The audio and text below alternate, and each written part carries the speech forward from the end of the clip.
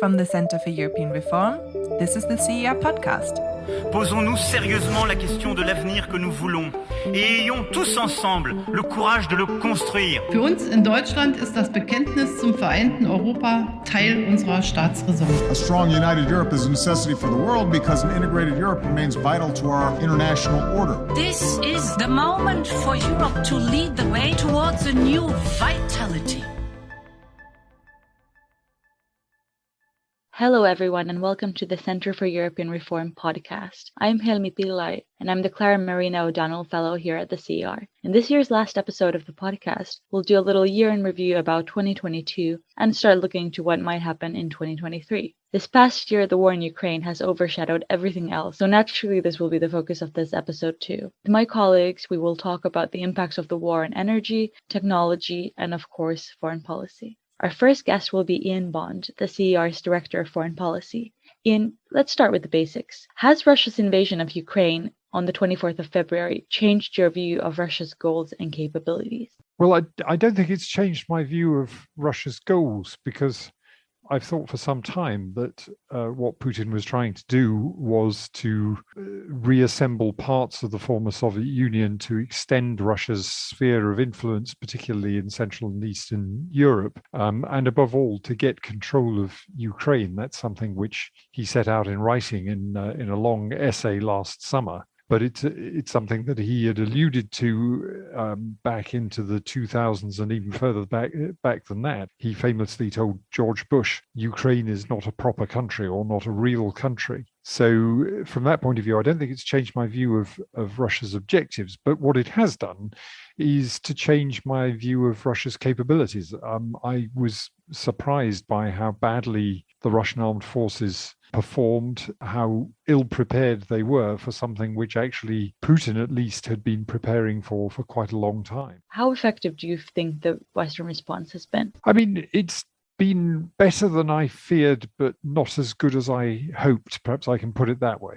There's a systemic problem in the way that the West has responded, which is that the concern not to escalate has translated into Western leaders telling Putin what they weren't going to do. And that, in a sense, gives him a threshold. You know, he knows that X is not going to happen. Now, in fact, what has happened during the course of the last 10 months is that Western leaders have successively crossed those lines. So, you know, having said that they wouldn't supply long-range artillery and so on, they did in fact start to supply longer-range artillery. They've supplied various weapon systems, armored vehicles and the like that initially they said they wouldn't. But, you know, we've still stuck to some red lines that, to my mind, don't make a lot of sense in terms of not supplying the Ukrainians with more aircraft, limiting the kinds of air defense that we have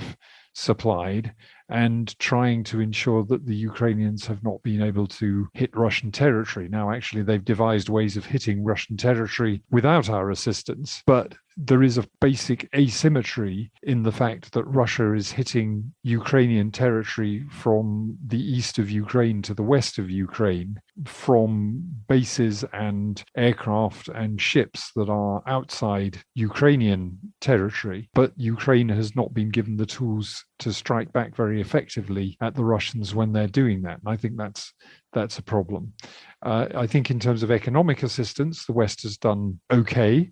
The Americans have done much more than the Europeans, and that is a paradox considering that this is a conflict that is of much more direct importance to Europe and to European security than it is to US security. And I guess we've done a reasonable job of looking after Ukrainian refugees, although certainly in the case of the UK, that's now also starting to unravel. Some of the assistance for Ukrainian refugees was time limited. And I think we need to take a fresh look at that and think, well, this conflict is going to go on for a long time. We have to be prepared to look after the humanitarian needs of people in the country for an equally long time. Thanks, Jan. And now I'd like to turn our focus to 2023 and ask you two questions related to that. One, what do you expect to happen on the battlefield in 2023? Do you think Ukraine will continue to outperform expectations? And two, Do you think the West will remain united in its support for Ukraine? A lot turns on what the West provides Ukraine with by way both of equipment and training. So we're going to see a new EU training mission. The UK and some NATO allies have been providing training for Ukrainian forces. That's very important. The quality of Ukrainian tactics and of Ukrainian fighting skills has generally been much higher than that of the Russians over the last 10 months. And that's something that NATO countries and EU countries are now trying to build on. I think there are some constraints in terms of supplies for Ukraine. We're starting to understand that a modern war consumes a lot more munitions than we had probably been prepared for. The West, having fought counterinsurgency campaigns effectively in Iraq and Afghanistan, was used to rather low consumption of munitions, and the Ukrainians and the Russians are firing thousands of shells, if not tens of thousands of shells, at each other on a daily basis. That's something which the West is struggling with and may become a constraint on how much Ukraine can do in the next year. But overall, I would expect that the Ukrainians will continue to develop their skills and continue to press the Russians very hard. I also expect that Putin will continue to mobilize more Russian troops and to throw them with relatively little training into the meat grinder in the hope that he can overwhelm Ukraine by sheer force of numbers. I mean, that's very bloody. It's awful, creating huge long-term demographic problems for Russia itself, but it would be consistent with what Putin has done in other circumstances, and it does make it difficult for the Ukrainians. They are constantly having to fight against new waves of troops, even if those troops are not very skillful. They consume a lot of time and effort and ammunition to fight them off. So far, Western unity has held up remarkably well. There are outliers. The fact that Hungary is blocking a large slice of EU assistance for Ukraine, financial assistance for Ukraine, is a problem. Definitely. It's doing that for its own reasons, for reasons to do with the pressure that the EU is putting on it over the state of the rule of law in Hungary. But that doesn't alter the basic fact that it's making it more difficult for Ukraine to get the money that it needs to keep its government and its society operating over the next few months. But on the whole, over sanctions, over supplies, and so on, Western unity has held up pretty well. I do worry, particularly if the fighting becomes more or less a stalemate, where neither side seems to be making very much progress. I worry that the voices of those saying, well, the Ukrainians need to compromise, they need to accept that Putin will have to get some territory if he is to be sort of bought off, that those voices are going to get louder and they will clash with others, particularly in Central and Eastern Europe, in Northern Europe, and indeed with the UK, which takes, in my mind, a much more realistic view of Putin's intentions and thinks that any kind of territorial compromise is just giving Putin breathing space and a better place from which to launch future attacks, whether those come in 1 year, 2 years, or 5 years. So I think there is a risk to Western unity. The saving grace for the West, in a rather grim way, has been that on many occasions when unity has come under threat in the last few months, some new Russian atrocity has come out which has enraged Western public opinion and has consolidated support for Ukraine. So, the Russians are in many respects their own worst enemy. But I don't think we can take it for granted that the West will always remain united over the next year. It will take constant effort from those leaders who believe that this is the most important fight of our lifetimes and that Europe's security depends on defeating Vladimir Putin. They need to keep making that case constantly to ensure that Western unity is preserved. Thanks a lot. My next guest is Luigi Scazzieri, who is a senior research fellow at the CER focusing on foreign policy. Luigi, can you start by telling us a little bit about European defense? What impact has the war in Ukraine had on the way that European defense is structured? And if I can follow up on that, what does NATO's revival mean for the EU's role in European security? Hi, Helmi, and good to be on the podcast. So the first thing I'd say is that the conflict has clearly strengthened NATO because the renewed threat from Russia has placed a new focus on deterrence and highlighted how actually there is no alternative to NATO's command structure and its experience when it comes to organizing deterrence. And the allies are taking steps to increase the readiness of their military forces and also to increase the actual number of troops deployed against their borders with Russia to discourage and deter any aggression. At the same time, this renewed emphasis on deterrence has highlighted just how essential the US contribution to European security is.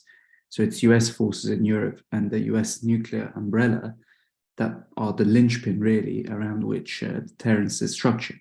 And of course, NATO is also being strengthened because it's set to gain Finland and Sweden as new members, so long as both Hungary and Turkey ratify membership. But having said all this, at the same time, the war has also highlighted how the EU can and does play an important role in defense matters. So, for example, the main thing I would highlight is that the EU has used its so-called European Peace Facility to provide around 3 billion in military support for Ukraine. The money helps pay for member states to transfer weapons to Kyiv.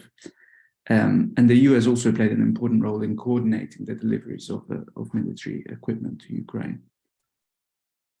The conflict, I'd also say, has given new momentum to EU efforts to help member states improve their military capabilities. So, for example, the EU is trying to coordinate member states' efforts to replenish their stocks of munitions and to fill capability gaps, both those that are long-standing and have been known for a long time in areas like air transport, but also those that have been revealed by the sort of fighting in Ukraine, like having sufficient stocks of ammunition, air defense systems, and so on.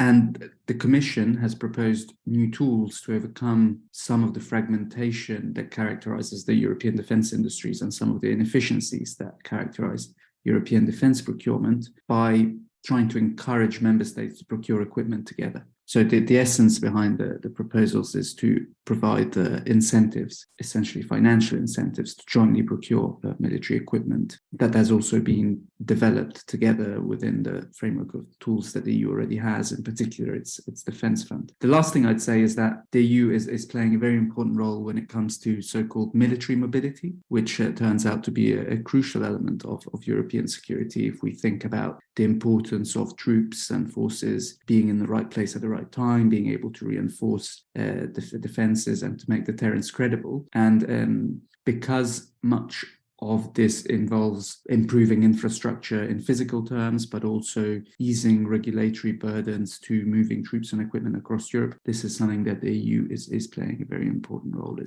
So just I suppose the final word is that to my mind, the conflict has really underscored how both organizations are crucial and actually how they are complementary as well. Thanks, Luigi. And you've also written quite a bit about enlargement. So if we could just talk about that briefly. One important development this year has been the EU granting Ukraine and Moldova candidate status. Can you tell us how this happened and what their path to the EU is likely to look like? So Ukraine and Moldova applied for membership just after Russia's attack in February. And it wasn't initially clear whether member states would agree, but the Commission pushed very hard, as did some of the EU's eastern and northern members. And eventually you had that visit by the French, German, Italian and Romanian leaders that kind of gave the political signal that this was a done deal. And in June, EU leaders agreed that Ukraine and Moldova could become EU candidates. That is a very important step. At the same time, the path to membership for the two remains long. They're joining a group of candidate countries that has been waiting for quite a while, most of all Turkey, which began accession talks in 2005. Broadly speaking, I'd say there are two sets of challenges. The first relates to the candidate countries themselves. And we know from the reports that the European Commission produces, but also from a range of independent assessments, that all the candidate countries face big challenges in meeting the conditions for membership defined by the so-called Copenhagen criteria, which define EU standards on strong democratic institutions, a functioning market economy, and the ability to take on all the obligations of membership. The biggest challenge is the rule of law,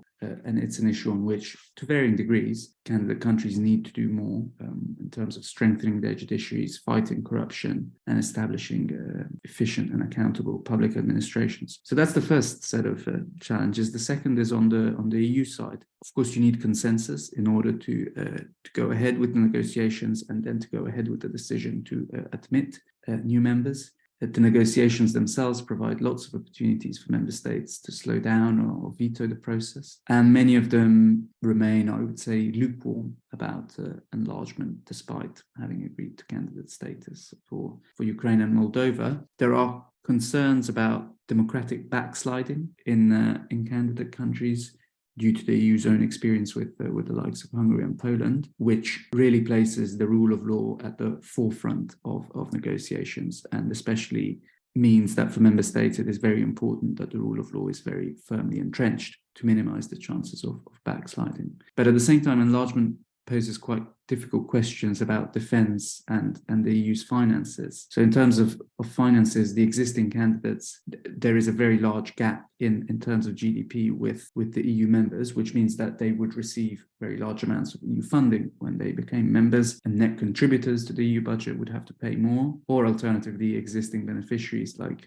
Poland would have to settle for less. And defense would also be an issue in the case of Ukraine and Moldova, because both of them have unresolved territorial questions with Russia, whether active in the case of the Ukraine conflict or frozen. And so long as that's the case, there is the potential for future conflict. And this makes many member states uncomfortable, because actually, as we've seen throughout the Ukraine war, they're very willing to support a country facing aggression from Russia, but not really to risk direct conflict with Russia. The final set of concerns is that expanding the EU exacerbates some of its current issues regarding the speed of decision-making, and would complicate that even further because of more opportunities for member states to delay or veto decisions. And what this does is it means that current member states, particularly France and Germany, are insisting that you need EU reform, and specifically you need a move from unanimity to qualified majority voting in a range of policy areas, but especially tax and foreign policy. The problem with this is that you need all member states to agree to the shift, and there is a lot of skepticism even from member states that are on paper in favor of giving up vetoes in practice. And some reforms might even need treaty change, which there is also, as the response to the outcome on the conference on the future of Europe showed, there's also a lot of skepticism about that. So to my mind, all this means that enlargement will be slow. And there is a risk, of course, that the candidate countries will become disillusioned with the EU, that they will lose reform momentum. It is a risk that EU leaders are aware of, and I would say that they are trying to develop new ways to integrate candidate countries more closely prior to membership, deliver some of the benefits of membership, and actually to maintain political momentum. So there are changes underway in the accession process. Thanks, Luigi. Sounds like there'll be a lot to follow next year as well. Yeah. Let's now turn to Elisabetta Cornago, a senior research fellow at the CER. Elisabetta, this past year, energy policy has taken much of your focus. As we all know, the war in Ukraine has caused a major energy crisis in Europe. How effectively do you think the EU has handled the crisis? What has it gone right, and what, if any, should it have done differently? Thank you, Helmi. I think it makes sense to try and, I guess, distinguish between the good, the bad, and the points on which the jury is still out, possibly, when it comes to the EU policy response to the energy crisis. On the good front, I think the EU has been fast in responding with good and strong strategic direction in terms of how to target the energy crunch and how to quickly dependence on Russian fossil fuel imports. And it has done so with a strategic plan called the Repower EU, which clearly identifies as priorities for EU energy policy, saving energy, diversifying energy supplies away from Russia, and quickly substituting fossil fuels by speeding up on the clean energy transition, on the decarbonization of EU's energy sector. So I think it's been a good thing to put all these very much front and center in EU energy policy and basically state how this should be driving the efforts of EU member states in getting out, in cutting their dependence on Russia as a main exporter of energy to Europe. More specifically, I think, if we can identify a couple of specific measures that have worked out well until now, I think the targets to refill gas storage quickly ahead of winter have worked well as a sort of incentive and milestone in a way. And this has meant that Europe has started the winter on a strong footing, although that has been a very expensive endeavor. It has cost an estimated 8 times more to refill gas storage this time around than in previous years. Another, I think, good sort of concrete example of how this push has translated into energy policy on the ground, if you so wish, is how, for example, it has prompted the push to reduce the complexity of permitting around the installation of renewables to make it faster. And so, again, to shift away from fossil fuels and towards alternatives. A couple of points on which I think the jury is still out, in the sense that I think there were decisions that needed to be taken, but there are whose consequences, I guess, are complex and will take some time to fully unfold and assess, are on the oil market front. The EU approved, it did take some time to approve, but eventually did approve an embargo on Russian shipped oil. And this has been followed by G7 agreed price cap on Russian oil imports. And so the question here is to what extent this measure will succeed in cutting the revenues that Russia obtains from fossil fuel trade, from oil trade, or the extent to which they will basically prompt a redirection of these oil flows, I guess, and allow Russia to maintain a substantial part of these revenues that, of course, it uses to fund its war on Ukraine. Another idea which I think is an important one and quite an important step forward in EU energy policy is this idea of going towards joint procurement of gas for at least a chunk of use natural gas needs. I think it's an interesting idea. So far, it has not been really implemented in a fully fledged way, but I think it will become an important one, particularly as we go towards the next heating season, so next year. And then on to the difficult points in Europe's response to the energy crunch, and those on which I think things should have been handled differently. In the past couple of months, particularly, there has been quite a bit of discussion, and in fact, I would say all-out fighting between the European Commission and member states on gas price caps, or as the technical term goes, a gas market correction mechanism. And this idea that putting an artificial limit on gas market prices can be the way out of the crunch, I think, is not the right one. And in fact, it has sucked up a lot of political attention and energy at a time when I think it would have been a lot more productive to focus on how to support households and businesses and industry in investing in ways to durably reduce demand, as opposed to, trying to hide basically the gas price that is there to only signal ultimately a shortage of gas on global markets, as Europe tries to do without gas supply. Indeed, I think sort of the second part to that is that Europe has been a bit timid, I think a bit shy in finding ways to structurally reduce its energy demand, particularly its gas demand. Yes, it's true that consumers have responded to high prices by trying to cut consumption, both gas and electricity, in fact, where they can, and so have done businesses, but the only way out of the crunch and the only way out to structurally reduce demand, as I said, without either keeping homes cold or businesses shut, is investment in energy efficiency. And I think this is very much what I hope to see more of in 2023, and more of in a coordinated way, in a jointly sort of EU-wide investment push on this. Thanks a lot, Elisabetta. I think that's an excellent summary of what has happened last year. Could we now turn our focus a bit to 2023? How well prepared do you think the EU is to deal with the energy crisis next year, and do you expect it to get worse? Do you think there's some hope in sight that maybe 2023 will be a bit easier than 2022? I am afraid I am a bit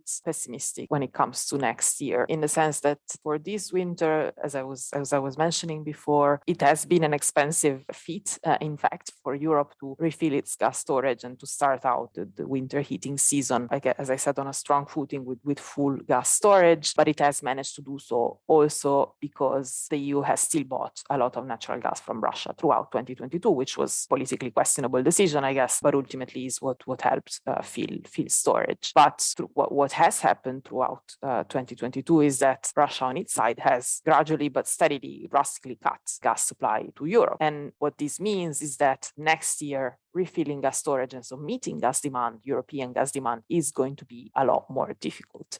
We could say the same also probably for, even though to a lesser extent, for oil demand, in the sense that as the EU embargo on most of Russian oil kicks in, the same type of questions, I guess, will partly emerge on the oil front. But gas really is where Europe has been most vulnerable, because it did rely on Russia's supply for a large chunk of its demand. Another factor that I think will make 2023 more difficult in this respect is that Europe will face increasing competition for alternative gas supplies with Asia. And so when it comes to sourcing alternative gas supply, we're mainly talking about liquefied natural gas that's shipped into Europe as opposed to provided via pipelines, which used to be the main supply route, I guess, via Russia.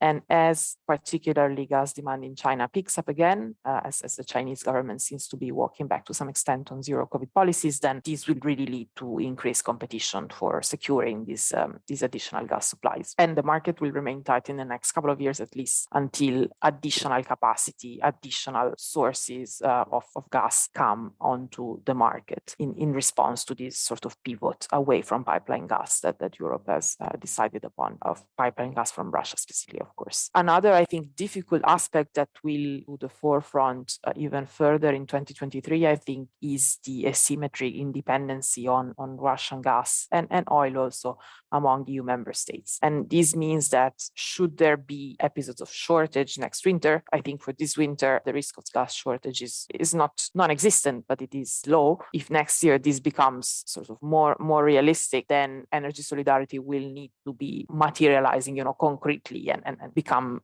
visible should push come to shove. And another aspect that worries me, I guess, is that the price impact of the crisis is also asymmetric across countries, and energy poverty particularly will increase substantially more in Central and Eastern Europe, in the Baltics, and also in some countries in Southern Europe. Exposure of businesses, of energy intensive industry, particularly to high gas prices, is also something that's very critical and I think very much top of mind of EU policymakers, particularly in recent weeks. And questions will need to be answered when it comes to how to maintain European competitiveness in the face of these high energy prices that will remain at much higher levels than pre-war levels for the next couple of years. The thing is that not all member states have the same fiscal capacity to continue supporting consumers and businesses to the same extent as they have done in the past year, even though I'd say that response has been a bit unorganized, really, and not always optimal, not always targeted towards the neediest households, not always targeted towards the neediest businesses. So Europe will need to become more strategic, and Europe and its member states will need to become more strategic and better target its support in a way that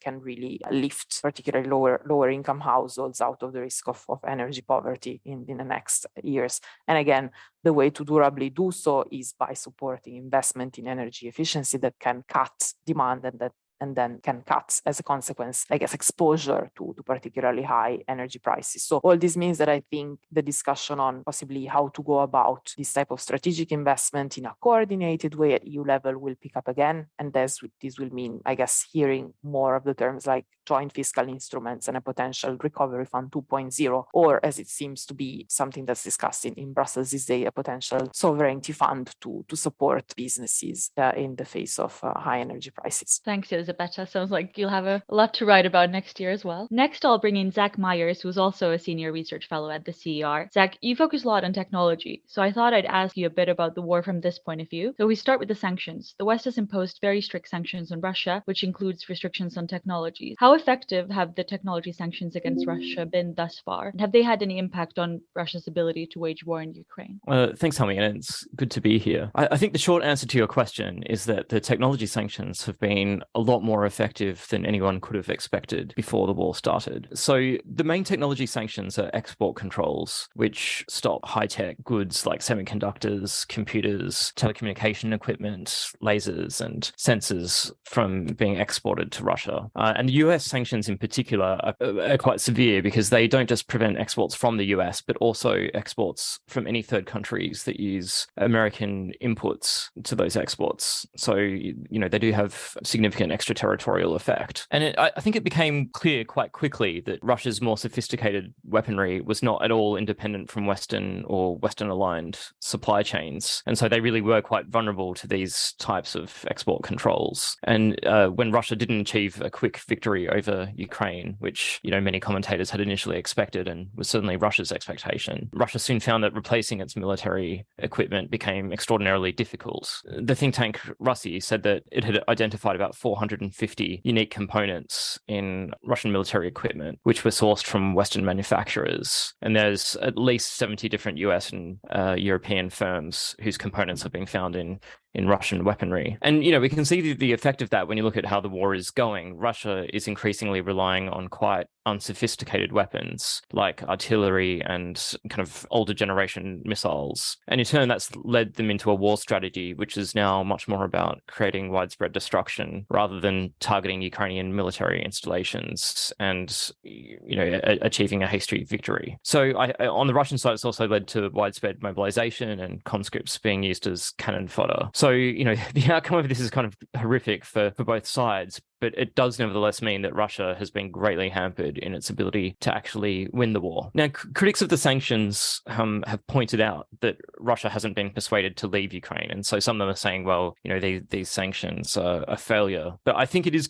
increasingly clear that Putin sees prosecuting the war with a kind of ideological fervor and is willing to accept huge losses and poverty in Russia in order to continue prosecuting it. So I don't personally think that it's feasible to think that any Western sanctions could have made Russia simply give up. But I do think that they've been successful in creating a far worse outcome for Russia than anyone expected. I think, the other complaint about sanctions is that Russia still has a huge account surplus, which is largely because, as Elisabetta pointed out, Russia is still able to sell very large quantities of fossil fuels. And to that, I'd say that firstly, the surplus doesn't really matter in the context of these export sanctions, because what matters is not so much how much money Putin has, but what he can actually do with the money and whether he can use it to buy the military equipment that he needs in order to prosecute the war successfully. And, I think that we've seen that the sanctions have been good at preventing that from happening. And the second point is that, again, as Elisabetta pointed out, the West has been genuinely trying to reduce that account surplus anyway, for example, by buying fewer Russian fossil fuels and putting price caps on those fossil fuels when they are bought. Finally, I'd say that, there's a degree of sanctions dodging going on. Clearly, Russia has been able to get some military equipment and inputs from countries that aren't prepared to fall in line behind the West. But it's certainly made Russia's life and its ability to win the war a lot more difficult. So, overall, I would say that these tech sanctions have greatly impacted Russia. Zach, if we turn our focus to next year and the future more broadly, what do you think the impact of the technology sanctions will be in the short to medium term? How quickly do you think we'll be able to see their full impact? Well, I think the impact is going to grow over time. And, as I mentioned before, it's really about Russia's ability to secure new inputs to replace military equipment and equipment that they need in other parts of their economy. And in the short term, you can find workaways around that. And in the medium term, you can also find some workarounds, for example, by kind of reconfiguring your equipment so it can take Chinese chips rather than Western-built ones. But none of that is easy, and it's going to lead to an economy and a military that's far less efficient. And I think it's important to keep in mind that the tech sanctions were not really intended to achieve short-term aims, but rather to create long-term constraints on Russia's ability to diversify its economy and to modernize it. And I think that's really critical, because Russia knows that in the long term, it's not a sustainable business model for a country to just be exporting fossil fuels, especially when one of your biggest customers is Europe, which is taking climate change more seriously than the many other countries. And, even today, Russia's foreign reserves are to a very large extent closely connected with the amount of fossil fuels that it's exporting. So it's very clear that in the long term, these tech sanctions are going to lead to Russia being much less well off on average than it has been today if they stay in place. This has had huge impacts on other parts of Russia's economy, not just the military. The car manufacturing industry's been greatly impacted. It's led to a need to kind of deregulate elements of car manufacturing. So, for example, airbags are no longer compulsory because it's impossible for the Russian car industry to produce cars with them because they can't get access to the Western imports needed. It's expected that many civilian airplanes are going to be grounded over the next couple of years because it's impossible to obtain replacement parts and to do the necessary maintenance. At the moment, Russia seems to be, cutting the number of civilian aircraft that it's actually using and then kind of pillaging the unused aircraft for spare parts. But, that can only take you so far. And certainly it's expected that in the next year or two, planes are just going to be completely grounded. Similarly, it'll be very difficult for telecoms networks to get upgraded. And I think more than anything, the recession and the lack of growth that the Russian economy is going to see and its ability to grow in high-tech sectors is going to mean a brain drain of talented, skilled labor out of Russia, moving to places that are going to have more economic opportunity. So I think, Russia can find ways around this to some degree, for example, by increasing its reliance on China and India. But we know a couple of things about that already. One is that for China in particular, there is a reluctance to undermine the sanctions in too clear and obvious a way. So although Russia diplomatically is still standing behind Russia, in substance, it's not really willing to fully step into the gap. Secondly, we know that countries like China and India are going to strike quite a hard bargain when they're doing trade with Russia, because they'll know that Russia has fewer alternative trading partners to do business with. And in particular, it will be heavily reliant on China for certain types of imports. And thirdly, for Russia, in the long term, relying increasingly on China and India is going to be quite a bad move for them strategically, because Russia is going to turn out to be the junior partner in those relationships, which will have a significant impact on its autonomy and freedom to make its own choices. So I do think, we don't know how the war is going to end, and clearly a peace deal is going to have to involve some discussion about which sanctions, if any, are going to stay put in the long run. But the tech sanctions, I think, are kind of slow burn sanctions that have more and more impact over time. Thanks, Zach. My final guest today will be Charles Grant, director of the CER, who will take us back to geopolitics. Charles, how has the war impacted the West's relations with China? I think the war has made the relationship rather more strained than it was, because it's reminded people in the West that Russia and China are very close politically and diplomatically, and in some respects militarily. China has, of course, given diplomatic support to Russia, rhetorical support. It's blamed the West for the war in Ukraine. And it really, seen from China's point of view, it doesn't have much choice but to do that, because China is obsessed with the US, which it sees as a threat. It believes that the US is committed to overthrowing the regime in China. So if the US is in conflict with anybody, China really has to support the other side on that conflict. And furthermore, Russia offers a lot of diplomatic support to China on the UN Security Council. They have an agreement not to criticize each other's behaviors at home.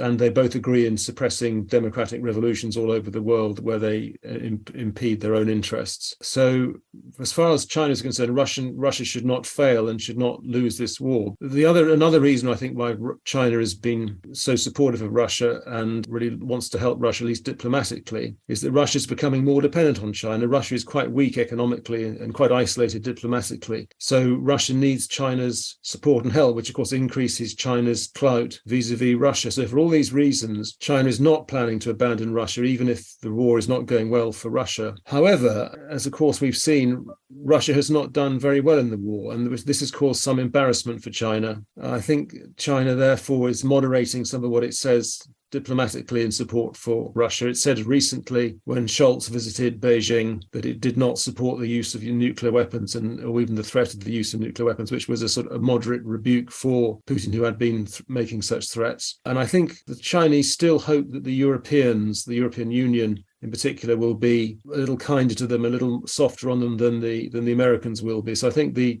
Chinese are making efforts to reach out to the more moderate elements of the European Union, like Scholz and like Charles Michel, the president of the European Council, who was recently in Beijing, trying to kind of prise them away from very close relationship with the Americans when it comes to China. Thanks, Charles.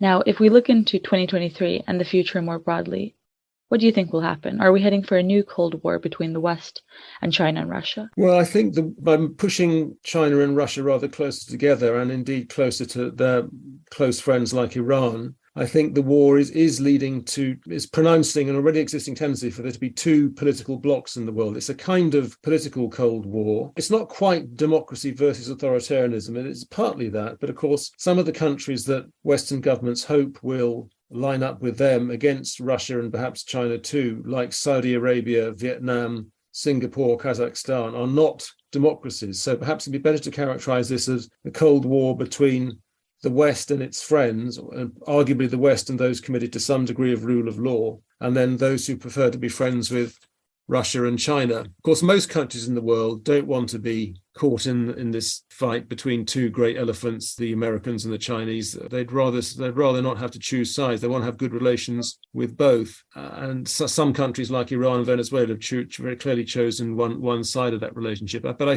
guess the question really, Helmi, is whether, as well as this political rift, which is increasingly important now, whether we also get economic decoupling. And I think there has been a little bit of economic decoupling already at the level of high technology issues, with America restricting the export of the best sorts of microchip to China in order to damage or to weaken China's ability to develop the most advanced kinds of weaponry. We've seen China promoting the so-called dual circulation economy, whereby some strategically important goods it tries to make sure it can make them all at home rather than depend on imports. So I think there is, at the level of high tech, there is a certain amount of decoupling already. Hopefully it won't go too far down towards the other parts of the economy, because both economies do depend on each other for trade, for mutual benefit. And if there was a real decoupling, then the damage would be quite severe to both, particularly to the Germans in Europe, who are so dependent on China economically, but not just to them, to everyone as well. What do you think Europe's role will be in the US-China rivalry? The trend of the last 10 years has been for the relationship between the West, the US and the EU, and China to worsen, though obviously it's got much worse between the Americans and the Chinese than the Europeans and the Chinese, because the Europeans depend more on the Chinese economy, a little bit more than the Americans do.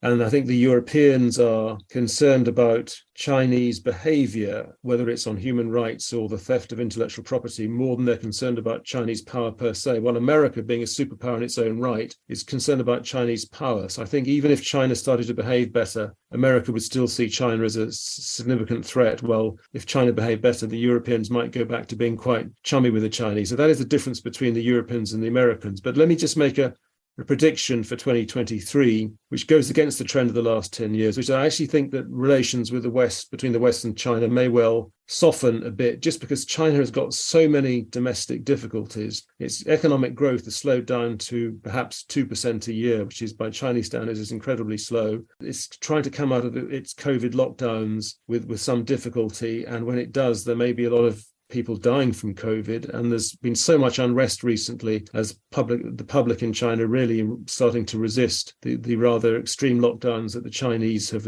imposed under Xi Jinping's authority. So I think China has so many difficulties at home, it really is not the right moment for taking on the West by invading Taiwan, for example, or doing something like that. So I think that I would expect the Chinese to focus on consolidating the position of the party at home, strengthening governance at home, rather than picking fights with the West. I would expect a slightly softer foreign policy from the Chinese. I may be proved wrong, of course, but I think certainly, as we've seen recently, the Chinese will try and, as I said before, reach out to the Europeans and try and see if they can prize them apart from the Americans. And that'll be a great test for the Western allies in 2023. Can they maintain a fairly united front vis-a-vis China, given that some Europeans, particularly in Germany, still want to have a really quite close and chummy relationship compared to people in Washington who are much tougher in the way they treat the Chinese.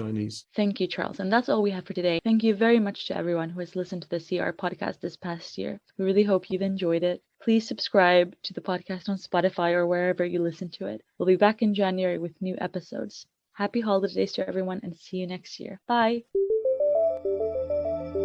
Thank you for listening to the CER podcast.